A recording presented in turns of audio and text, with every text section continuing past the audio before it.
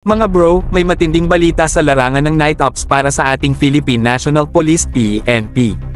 Isang malaking panalo para sa Turkish company na 3E Electro-Optic Systemler, 3E EOS, matapos nilang masungkit ang kontrata para sa 403 units ng autogated night vision monoculars.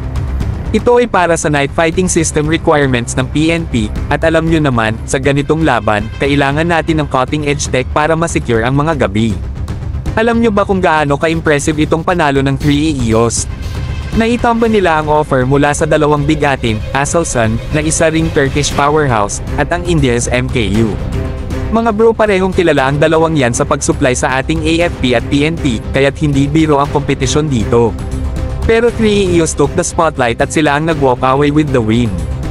Ano nga ba ang kayang ibigay nitong M14 series na autogated NBMs na pinaniniwalaang in-offer ng 3E EOS? Sobrang tibay at advanced ang teknolohiya na ito mga bro. Ang autogated night vision ay may kakayahang mag-adjust sa biglaang liwanag at mapanatili ang malinaw na visibility kahit may mga flare o sudden bursts of light.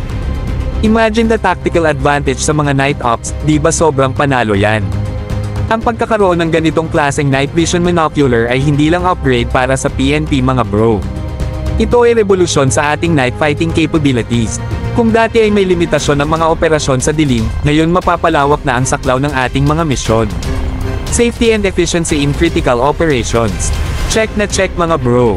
Ito rin ay patunay na ang Pilipinas ay hindi na nagpapahuli pagdating sa state-of-the-art equipment. Kita mo naman ang ating PNP ay humahakbang na para maging mas modern at handa sa anuman.